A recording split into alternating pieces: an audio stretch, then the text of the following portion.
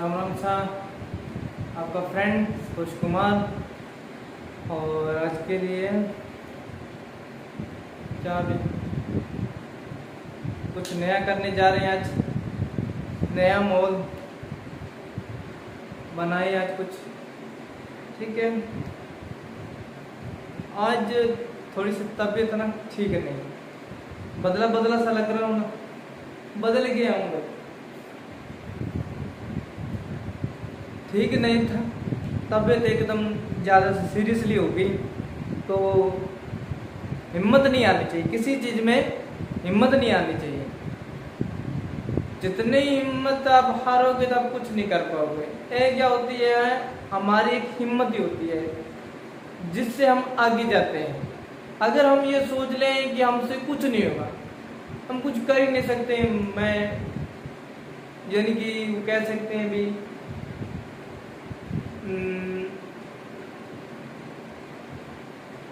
Weakness आ गई शरीर के अंदर और कमजोरी सीख है। आज पढ़ा जाएगा कि नहीं पढ़ा है, जितना हो सके उतना पढ़ो, ज़्यादा में अगर ज़्यादा हो तो उसके लिए कुछ है ना। तो आगे चले मैं आज नेक्स्ट चलते हैं आगे। पहले हमारे जो कंप्यूटर का थ्योरी टाइप था वो चला गया मेन। आज हम करेंगे जनरेशन। क्या करेंगे? जनरेशन करेंगे। तो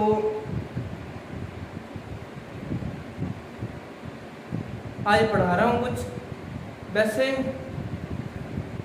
पढ़ाऊंगा बढ़िया, कोशिश रखूंगा बढ़िया भी कराने की। और हेल्थ आज कुछ ठीक नहीं है, ठीक है, तो टेंशन मत लेना, कराऊंगा तो बढ़िया ही कराऊंगा। और मैं हमेशा यही सोच के आता हूँ भी कराऊँ तो बढ़िया ही कराऊँ, ठीक है। जो चीज़ आपको समझ में आए। आज मैं आपको कराऊंगा जनरेशन। आज क्या करेंगे हम? जनरेशन क्या है।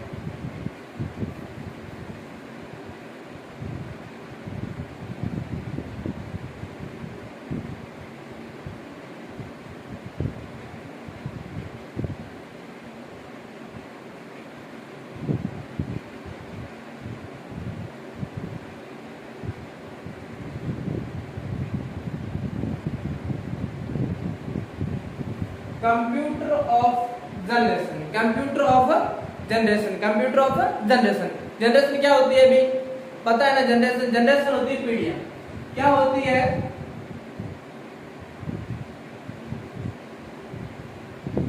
पीढ़ियां। पीढ़ियां मालूम है क्या होता है? पीढ़ियां क्या होता है? पीढ़ी जो आगे से आगे बढ़ती जाए। जैसे हमारे दादा थे, फिर दादा के आगे पहले से पिता, पिता के फादर दादा थे, ग्रांड जो उससे आगे थे ग्रांड, फिर उससे भी वो दादाजी, दूसरे पुराने वाले दादाजी, ओल्ड दादाजी, है ना। तो क्या है? जनरेशन। हमारी जो पीढ़ी है वो क्या है? चलती आ रही है, जो काफी टाइम से जो चलती आ रही है। जैसे आज आगे टाइम हम बूढ़े हो जाएंगे तो आगे कहानी आपको पता है ना, तो वो बड़े हो जाएंगे तो आपकी जनरेशन बैक चली जाएगी, है ना। तो वैसे ही आज हम जनरेशन में पढ़ेंगे। जनरेशन क्या होती है? कंप्यूटर यानी कि जनरेशन मैं करवा रहा हूँ आज को। कंप्यूटर जनरेशन क्या है? कंप्यूटर की पीढ़ी है, कब ये बना और कब तक चला और आगे क्या इसके अंदर हुआ, क्या बदलाव हुआ, वही चीज पढ़नी है। कहाँ, कब और कैसे, कब क्या हो गया, है ना। ऐसे कह सकते हैं भी मान लो कि कंप्यूटर पहले कब बना और आज के टाइम में कैसे दिखने को मिल रहा है और आज के टाइम में कैसे यूज हो रहा है, और पुराने टाइम में क्या था वो तो आपको मैंने बताया था। आज हम पढ़ते हैं थोड़ा सा डायग्रामिंग की तरफ से। मैं डायग्राम पे आपको समझाऊंगा, जनरेशन यानी इसकी पीढ़ी समझाऊंगा और बाद में यानी कि इसकी थ्योरी लिखवाऊंगा। आज जितना हो सकता है मैं आपको बढ़िया से बढ़िया करवाऊँ। अगर हेल्थ बढ़िया रही तो मैं और भी बढ़िया करवाऊंगा, यानी कि थ्योरी आज नहीं शायद तक लिखी जाएगी। थ्योरी मैं नेक्स्ट वीडियो के अंदर ओनली फॉर थ्योरी लिखवाऊंगा इसकी। आज मैं ओनली फॉर डायग्राम पे ही आपको समझाऊंगा, ठीक है। तो नाराज मत होना, सॉरी, आज मेरी हेल्थ कुछ ठीक नहीं है इसलिए माफ करना, ठीक है। तो कंप्यूटर की जनरेशन, क्या पढ़ रहे हैं हम? कंप्यूटर की जनरेशन, कंप्यूटर ऑफ जनरेशन। यहाँ पे मैंने ऑफ लिख दिया, सॉरी, तो कोई बात नहीं, आप अपने कॉपीज पे बढ़िया से लिख लेना और बीच में लिख देना कंप्यूटर ऑफ जनरेशन, कंप्यूटर की पीढ़ियां। तो कंप्यूटर की पीढ़ियां कर रहे हैं, तो मेन है इसके अंदर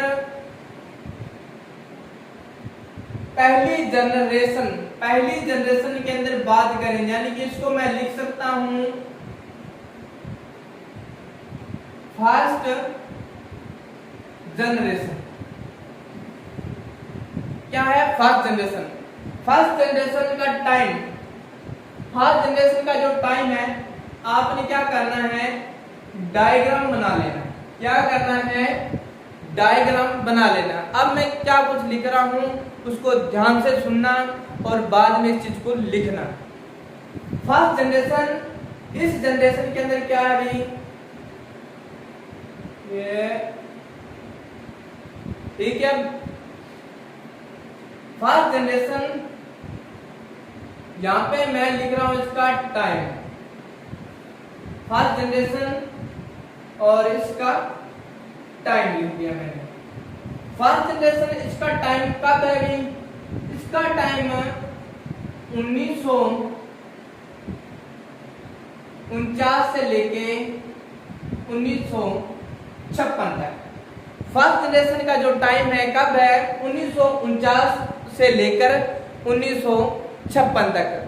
और कई बार क्या होता है, कई बार लिखा आता है 1942 से लेके 1956 तक, 1942 से लेके 1956 तक। अगर 42 आ जाए चाहे 1949 आ जाए, कोई टेंशन वाली बात नहीं है, ये दोनों सन ही माने जाते हैं। अगर कई बार तो आपको 1942 भी दे देना, 1942 से 1956 दे दे तो आपका क्वेश्चन सही है, और अगर वो आपको 1949 से 1956 दे दे तो भी आपका क्वेश्चन सही है। और गलत कब होगा? गलत तब होगा जब मान लो कि यहाँ पे 1956 की जगह यहाँ पे मैंने 1965 कर दिया। क्या कर दिया? 1965 कर दिया, तब ये हमारा क्वेश्चन गलत हो जाएगा। क्या होगा? तब हमारा क्वेश्चन गलत हो जाएगा। तब इन दोनों में से कौन सा हमारा फर्स्ट जनरेशन का टाइम वो सही कौन सा है? कौन सा टाइम है? वो हमारा 1942 से लेके 1956 का टाइम, वो क्या है? करेक्ट टाइम है। 56 और 65 के अंदर डिफरेंस है, यानी कि 10 साल का डिफरेंस है। लेकिन हम बात कर रहे हैं फर्स्ट जनरेशन। फर्स्ट जनरेशन का टाइम याद रखना है, फर्स्ट जनरेशन का टाइम है 1949 या 1942, 1949 या 1942 से लेके 1956 तक। कब? 1956 तक का इसका टाइम है, यानी कि इसको बनाया गया था, यानी कि इसका कार्यकाल कब तक ये रहा है। उसके बाद हम बात करते हैं किसकी भी, इसके अंदर जो घटक था, क्या था अभी? घटक। घटक क्या था? इसका कंपोनेंट। कंपोनेंट क्या होता है? चलाने का जो सिस्टम था, जिस पर ये आधारित था, जिस पे ये काम करता था। तो वो इसका जो कंपोनेंट था वो क्या कंपोनेंट था? इसका जो कंपोनेंट था, यानी कि इसका घटक था जो चलाने का काम करता था, वो कौन सा था? आपको बताया है, इसको जो चलाने का काम करता था वो था vacuum, vacuum tube. Vacuum tube क्या था इसका? Vacuum tube. आपको मैंने लिखवाया है वैक्यूम ट्यूब, पहली बार वीडियो के अंदर देख लेना, आपको मैंने वैक्यूम ट्यूब के बारे में लिखवाया था। वैक्यूम ट्यूब ये यानी कि फास्ट कंप्यूटर पर आधारित था, जिसपे ये काम करने की, यानी कि एक सिस्टम बनाया गया था जिसपे कंप्यूटर अपना काम करे। तो कंप्यूटर जिसपे काम करता था ये कौन सी चीज थी? Vacuum tube. यानी कि वैक्यूम ट्यूब जो अपने घरों के अंदर कई बार देखना, पुराने वाली जो ट्यूब आती थी ना, ऐसे ऐसे करके, ऐसे करके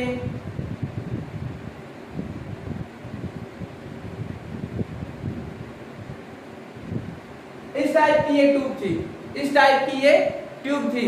और इसके अंदर क्या था? एक स्प्रिंग था, इसके अंदर एक स्प्रिंग था जिसपे ये आधारित था। क्या था ये?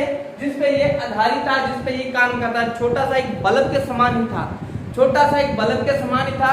आप देख लेना यूट्यूब पे भी वैक्यूम ट्यूब के बारे में देखोगे तो आपको ये पता चल जाएगा वैक्यूम ट्यूब क्या थी, ठीक है। तो उसका छोटा सा फोटो भी देख लेना, फोटो से समझ जाओगे वैक्यूम ट्यूब क्या था, कौन सी जनरेशन के अंदर यूज किया गया था, ठीक है। तो वो चीज देख लेना। तो इसके अंदर जो घटक था वो क्या आंसर था, वैक्यूम ट्यूब था। आगे हम बात करते हैं किसकी, आगे हम बात करते हैं इसके जो भाषा थी, क्या थी इसकी भाषा थी जिसपे यानी कंप्यूटर काम करता था। इसकी जो भाषा थी जिसपे ये कंप्यूटर काम करता था। अरे हाँ एक बात सॉरी मैं आपको बताना भूल गया, कंप्यूटर का जो यानी कि चलाने यानी कि कंप्यूटर हम जैसे कोई भी बटन दबाते हैं तो कंप्यूटर क्या हमारी भाषा समझता है, नहीं समझता है। कंप्यूटर हमारी भाषा नहीं समझता है, चाहे आप कीबोर्ड से कोई भी बटन दबाते हो अपनी भाषा हमारी को नहीं समझता। वो किसको समझता है, वो यानी कि 0 व 1। ये क्या है सर जी, ये क्या है 0 व 1 क्या है, यानी कि ये बाइनरी नंबर सिस्टम है। क्या है ये, बाइनरी नंबर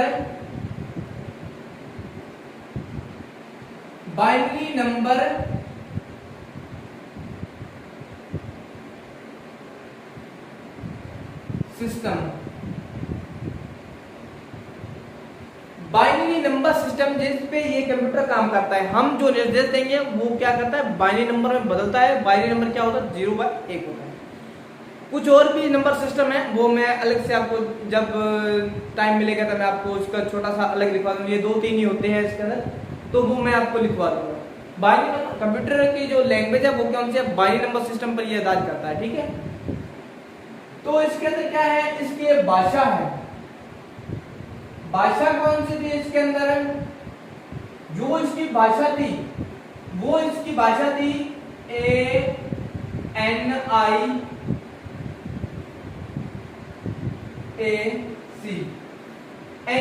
एक क्या थी इसकी भाषा, एक थी। एक इसकी भाषा थी जिसपे ये काम करता था। और इसके अंदर जो मान लो कि डाटा यानी कि भंडारण लिख रहा हूं, भंडारण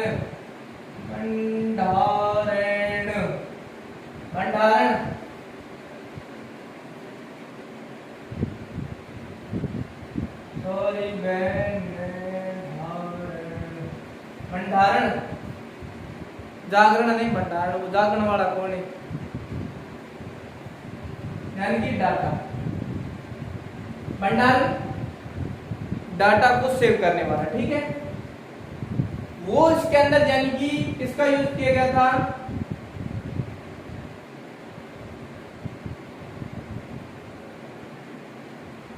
लिखी जा सही,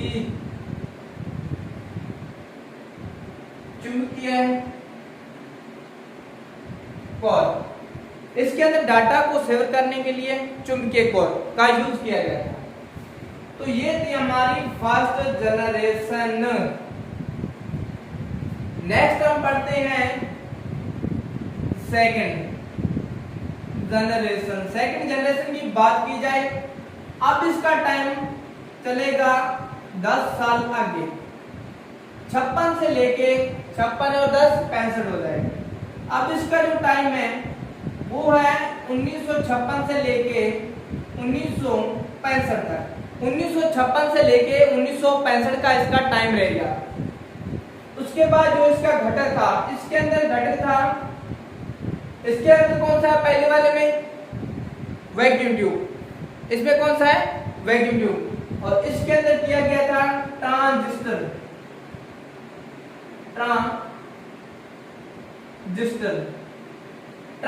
का यूज किया गया था। ये यानी कि इससे बड़ा प्रोग्राम है जो यानी कि नया वर्जन हो गया। जैसे हम देखते हैं मोबाइल के अंदर नया वर्जन आ गया, वो इससे ज्यादा तेज काम करेगा, वो नया वर्जन आ गया वो इससे ज्यादा काम करेगा, है ना। तो इसके अंदर ट्रांजिस्टर का यूज किया गया था। इसकी भाषा कौन सी थी, ये कौन सी भाषा पे काम करता था। हमारे मोबाइल्स के अंदर सभी भाषा होती है ना, 22 भाषा को मान्यता दी गई है ना। तो संविधान के अंदर कितनी भाषा, 22 भाषाओं की मान्यता दी गई है। तो इसके अंदर कंप्यूटर की कोई ना कोई जो भाषा थी जो पहले भाषा के आधार पर ये काम करता है। ठीक है। हम जो भी भाषा बोलते हैं, चाहे बागड़ी हो, चाहे मान लो कि हिंदी है, चाहे उर्दू है, पंजाबी है, संस्कृत है, जो भी है ना, वगैरह वगैरह जो भी भाषा है, तो हम उसी भाषा के अंदर यानी कि बात करते हैं। मान लो कि कोई पंजाबी बंदा आ गया तो उससे हम पंजाबी में बात करते हैं, कहता है ना। तो उसके बाद जैसे मैं बागड़ी में बात करता हूँ, अब मैं बागड़ी हूँ तो मैं सामने वाले से बात करूंगा, हाँ भाई किया है, ठीक है, ठीक बढ़िया है, और घर सब ठीक है, तो उसी टाइप में बात करूंगा। यानी कि जो बंदा मान ले कि जिस भाषा समझेगा उसी पे वो काम करे। मान लो कि मेरे सामने कोई अंग्रेज आ जाए और मेरे को कुछ आता ही ना हो, है ना, तो वो मेरे से नाम पूछे, मैं सोचूंगा मालूम नहीं क्या कुछ खाने पीने के लिए बोल रहे हैं, है ना। तो हम चलते हैं आगे। इसकी जो भाषा थी, भाषा कौन सी थी? COBAL,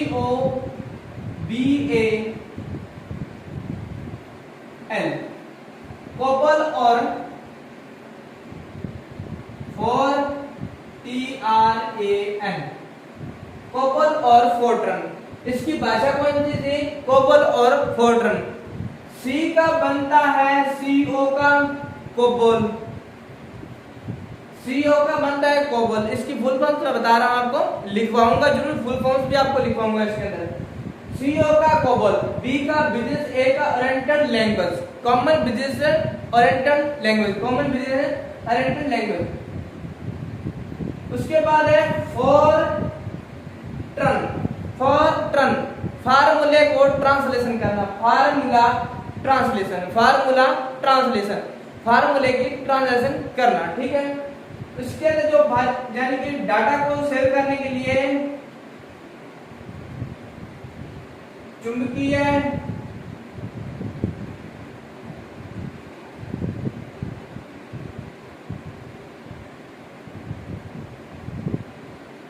टेप, चुंबकीय टेप या कोर, और इसके अंदर डायग्राम, ठीक है। तो नेक्स्ट चलते हैं हम तीसरी जनरेशन। कौन सी जनरेशन? तीसरी जनरेशन, 1 2 3 और थर्ड जनरेशन। अब हम बात करते हैं तीसरी generation, very very very very very very important, ठीक है। तो तीसरी जनरेशन का जो टाइम है, टाइम कहां से आपको पता है, 10 साल आगे चला जाना है। कब तक जाना है वो मैं आपको, तीसरी जनरेशन तक आपने 10-10 साल आगे जाना है। चौथी के अंदर भी जाएंगे, ठीक है। तो 1965 से लेके 1900 कितना भी 72 हो गया ना, तो कितना 1972, 10 साल आगे चलेंगे 1972। अब देखो इसके अंदर घटक यानी कि बड़ा आविष्कार कर देना, आगे से आगे, यानी कि साइंटिस्ट है उन्होंने आगे से आगे आविष्कार करते गए, नए नए सिस्टम और नए नए प्रैक्टिकल करते गए, और उसी के आधार पर यानी कि नए नए कंपोनेंट बनाते गए। आगे क्या बनेगा, आगे क्या बनेगा, अब देखते हैं। पहले हमने सोचा भी मोबाइल भी होगा, हमारे दूसरे रिश्तेदार है वो हमारे करीब हो जाएंगे, है ना। तो पहले क्या थी, चिट्ठी भेजते थे, तो किसी की शादी होती थी ना, तो बाद में पता चलता था आज उधर शादी थी, और आजकल तो शादी होती नहीं, उससे पहले कह देते हैं लाभ ही पार्टी, है ना। सॉरी। तो चलते आगे। आईसी कौन? आईसी इंटीग्रेटेड सर्किट, यानी कि इसका घटक था इंटीग्रेटेड। इसको बोला था पूरा नाम, मैं इसका पूरा नाम बोल रहा हूँ आईसी का मीन्स है इंटीग्रेटेड सर्किट। क्या है इसका पूरा नाम? इंटीग्रेटेड सर्किट है इसका पूरा नाम। कई बार एग्जाम में पूछ लेता है भी आईसी की फुल फॉर्म क्या है, कोबल की फुल फॉर्म, फोर्ट्रन की क्या है, तो इसकी कई बार भाषा फुल फॉर्म से पूछ लेता है। तो इसकी मैंने आपको फुल फॉर्म से बताई है, फोर्ट्रन फार्मूला ट्रांसलेशन। आगे जैसे COBOL common business oriented language हो गया, आईसी इंटीग्रेटेड सर्किट हो गया, ठीक है। ऐसी कुछ छोटी छोटी फुल फॉर्म्स आती हैं तो वो याद रखना, मैं लिखवाऊंगा, फुल फॉर्म्स भी लिखवाऊंगा, लगभग 250-300 के करीब होगी, वो उसका अलग से लिखवाऊंगा, जरूर लिखवाऊंगा, आपको याद भी करवाऊंगा, रट्टा मरवा दूंगा एक बार, वो चीज आप भूलो ना, ठीक है। तो अब इसके अंदर घटक है आईसी इंटीग्रेटेड सर्किट है, और इसके अंदर जो भाषा है ये उठा के रख देना सीधा, कहां पे, इसको सीधा यहाँ पे रख देना है, फोर्टन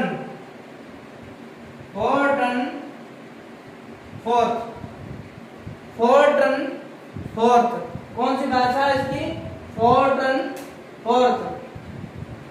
थोड़ा सा पानी पी लो है।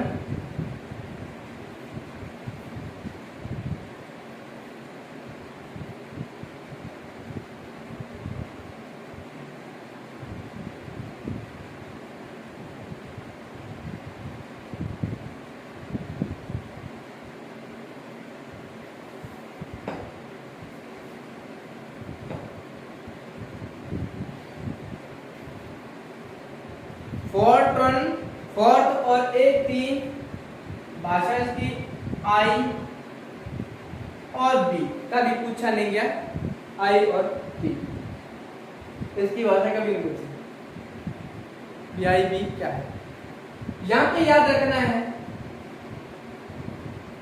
जब ये तीसरी जनरेशन आई तो इसके अंदर क्या था, पहले ही जनरेशन के अंदर बात गए तो कंप्यूटर का जो सिस्टम यानी कि कह सकते हैं, यानी कि इसका भाग था यानी बड़े आकार में था, इसका भाग पहली वाली 2 जनरेशन के अंदर बड़े भागों के अंदर थे। धीरे धीरे यानी कि इसके अंदर क्या हुआ, आविष्कार होता गया, तो कंप्यूटर का सिस्टम था वो बड़े आकार में था, उसके बाद छोटे आकार में बनाया गया। क्या हो गया, जैसे जैसे जनरेशन चेंज होती गई तो वैज्ञानिकों ने जैसे जैसे सोचते गए, उसके बाद उसका आकार था उसको छोटा करने का, यानी कि उन्होंने सोचा भी इस चीज को दूसरी जगह अगर शिफ्ट करना हो तो आसानी से किया जा सके, ठीक है, आसानी से किया जा सकते हैं। आज हम देखते हैं हमारे घरों के अंदर एक लैपटॉप है, चाहे दूसरा कोई भी कंप्यूटर हो, इसका एक स्थान से दूसरे स्थान पे आसानी से लेके जा सकते हैं। तो लैपटॉप है वो पोर्टेबल चीज है, हमेशा याद रखने कहा जाता है पोर्टेबल। पोर्टेबल क्या होता है, पोर्टेबल वो चीज होती है जिसको एक स्थान से उठा के दूसरे स्थान से आसानी से लेके जा सकते हैं। एक स्थान से उठाया दूसरे स्थान पे ले जाने में कोई दिक्कत ना है, उसको आसानी से लेके जा सकते हैं, उसको बोला जाता है पोर्टेबल। जैसे अगर पहली जनरेशन के अंदर बात करें, उसके अंदर कंप्यूटर थे यानी कि बड़े कक्ष के अंदर रखा जाता है, बड़े कक्ष के अंदर रखा जाता है, तो क्या उसको दूसरे स्थान पे आसानी से लेके जा सकते हैं, नहीं लेके जा सकते हैं। उसके बाद धीरे धीरे जैसे यह आविष्कार हुआ, क्या हुआ, धीरे धीरे जैसे ही आविष्कार हुआ तो आविष्कार के जैसे जैसे आविष्कार होते गए तो कंप्यूटर का साइज क्या छोटा होता गया, यानी कि सोचने भी वो सोचेंगे सही भी इतना बड़ा सिस्टम कहीं पे लेके जाएं तो कैसे लेके जाएंगे, है ना। तो उसके बाद तीसरी जनरेशन के अंदर इस सिस्टम को यानी कि छोटा बनाया गया, और इसके अंदर यानी कि इसके जो घटक था आईसी, हम मोबाइल्स के अंदर देखते हैं ना, इस मोबाइल का आईसी उड़ गया है, तो आईसी उड़ने से क्या होगा, मोबाइल कोई वर्क नहीं करेगा। तो इसका जो घटक था यानी कि चलाने का काम किस पे होता है, आईसी यानी इंटीग्रेटेड सर्किट। जब आईसी उड़ जाता है तो मोबाइल बिल्कुल काम नहीं करता है, ठीक है, हो सकता है उसकी स्क्रीन भी ना जगे, लाइट ऑन नहीं होगी स्क्रीन के अंदर, ठीक है, तो ये भी होता है। उसके बाद जो इसकी भाषा थी फोर्ट्रन और आईबी इसकी भाषा थी, और यहाँ पे याद रखना है कीबोर्ड और माउस।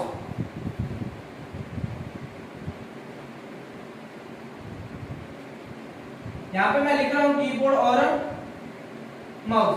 ये कीबोर्ड और माउस अगर आ जाए भी कौन सी जनरेशन के अंदर है, तो तीसरी जनरेशन के अंदर कीबोर्ड और माउस तीसरी जनरेशन के अंदर आए थे, और इसी में हमारे हार्ड डिस्क हो गए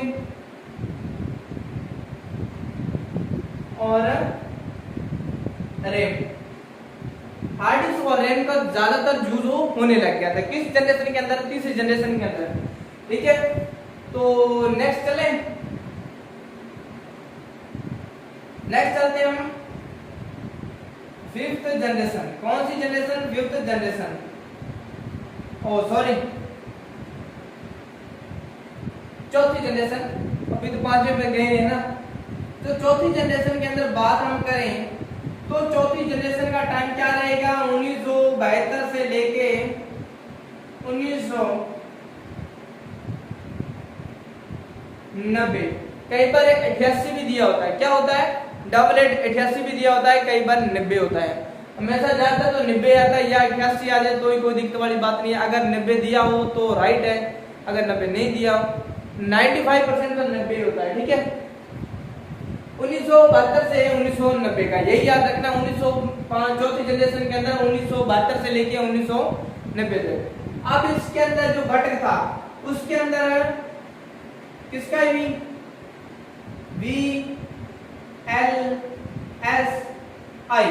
VLSI। इसकी फुल फॉर्म्स क्या है? Very large scale integration. Very large scale integration, VLSI, very large scale integration, very large scale integration, very large scale integration. 2-3 बार पढ़ोगे तो याद हो जाएगा, ठीक है? कुछ ज्यादा नहीं होता, कोई चीज पढ़ने से याद होती है, देखने से कभी याद नहीं होती है, ठीक है? अब आप बात करते हैं आगे, चलेंगे आगे। अब इसके अंदर जो भाषा थी वो थी इसके अंदर C और C प्लस प्लस, C और C++। ये जो भाषा थी उच्च स्तरीय की लैंग्वेज थी। ये जो भाषाएं उच्च स्तरीय की लैंग्वेज थी, आपको बताया है। बिना किसी भाषा से आप, अगर आपको कोई भाषा नहीं आती है, आप दूसरी जगह पे जाओगे तो आपको दिक्कत तो आएगी ना। अगर वही भाषा आपको आती होगी तो आपको कोई प्रॉब्लम आएगी? नो, कभी नहीं आएगी, ठीक है? तो IC इसकी उच्च स्तरीय लैंग्वेज थी, यानी कि सॉरी IC, ये C और C++ उच्च स्तरीय की लैंग्वेज है। C और C++ लैंग्वेज थी। बाकी जो इसका यही सेम याद रखना है, यहाँ मैं डू लिख रहा हूँ, तो यानी कि ये याद रखना, ठीक है? इसके अंदर हार्ड डिस्क और रैम का भी यूज होने लग गया था इस टाइम के अंदर, है ना? तो कंप्यूटर का जो सिस्टम था, यानी कि आकार था, वो क्या हो गया? छोटा हो गया। और यहाँ पे मैं ये इरेज कर रहा हूं एक बार, यहां से फिर इसको यहां से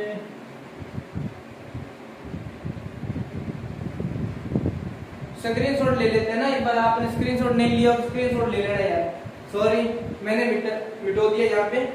तो यहाँ पे आपने यार फर्स्ट जनरेशन का याद रखना है यार, सॉरी 1942, 1956 और 1900, ये याद रखना है 1949 से 1956। और घटक इसका था वैक्यूम ट्यूब। क्या था? Vacuum tube. और भाषा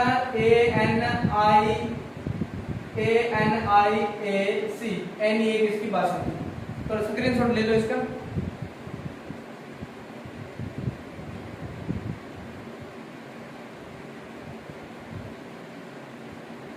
ठीक है, तो मैं अब इसको इरेज करता हूं।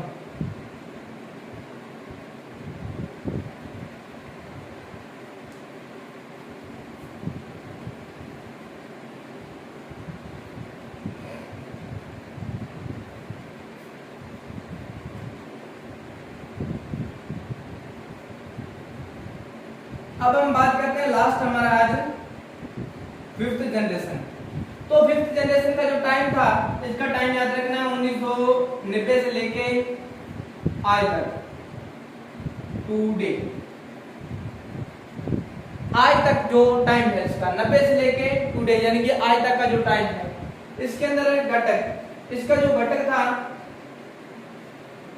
ये ऊपर वाला इरेज कर दूं या चल जाएगा? आपने वो लिख लेना है। 5वीं जनरेशन मैंने यहाँ पे लिखी, कहीं पर आप देख लो भी ये क्या कर रखा है ना, तो ये चीज आपने नहीं याद रखनी है। और वो मैंने वो नीचे वाला इरेज कर दिया, उसकी जगह पे मैं यहाँ पे लिख रहा हूँ, ठीक है? तो टुडे से लेके सॉरी 1990 से लेके आज तक का जो टाइम है, इसके अंदर जो ट्रांजिस्टर था, जिनकी घटक था, वो कौन सा था? घटक था इसके अंदर पहले वाले में VLSI, और इसके अंदर आपने U लगा दें, ULSI। क्या याद रखना है? ULSI। अब सर ये क्या ULSI? अरे इसको पहले वो VLSI, very large scale integration, और ये था अल्ट्रा लार्ज स्केल इंटीग्रेशन। उसके अंदर वेरी लार्ज और इसके अंदर अल्ट्रा, इसको ये अल्ट्रा ही याद रखना। अल्ट्रा लार्ज स्केल यानी कि इस घटक का निर्माण कब हुआ? 5वीं जनरेशन, इसका यूज हुआ 5वीं जनरेशन के अंदर ULSI, और चौथी इसके अंदर VLSI। अब इसकी जो भाषा थी वो याद रखना आपने, NT, कई बार बोला जाता है NT और .NET।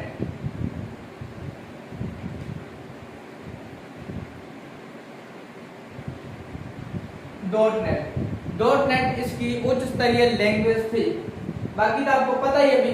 अब बस इतना याद रखना है, 5वीं जनरेशन के अंदर हम बात करें तो 5वीं जनरेशन के अंदर बड़े बड़े काम हुए, यानी कि 5वीं जनरेशन के अंदर बड़ा कंप्यूटर बन गया, 5वां कंप्यूटर बन गया सुपर कंप्यूटर, यानी कि 5वीं जनरेशन सुपर कंप्यूटर हमारा बन के तैयार हो गया था।